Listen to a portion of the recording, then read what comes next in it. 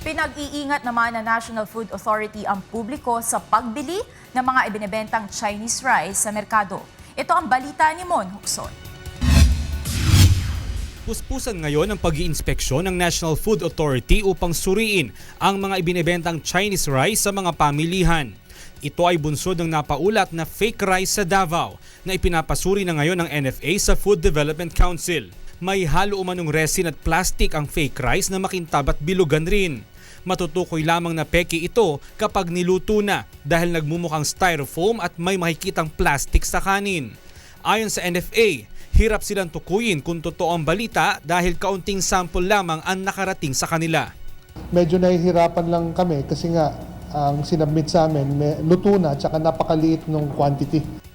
Dahil dito, kukumpiskahin ng NFA ang mga Chinese rice na ipinagbibili sa merkado na nakapasok sa bansa nang hindi dumaan sa legal na proseso.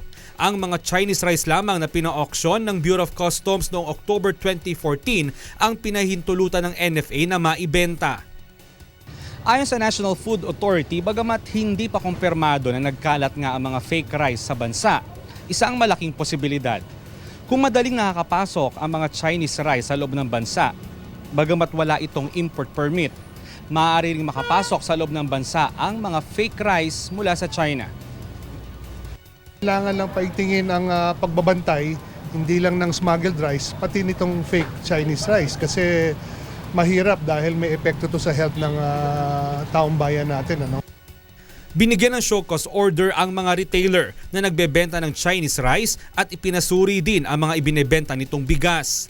4,000 to 6,000 pesos at 6 na taong pagkakakulong ang penalty sa mapapatunayang nagbebenta ng smuggled na bigas.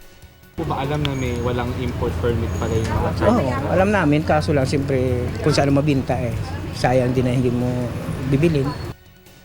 Upang makatiyak na ligtas ang mabibiling bigas, ang payo ng NFA bumili sa mga suking tindahan na otorisado ng ahensya. Kung may hinalang fake rice ang nabili, agad itong ipagbigay alam sa NFA o di kaya i-report sa NFA hotline number 0906-436-3133. Mon Hokson, UNTV News Worldwide.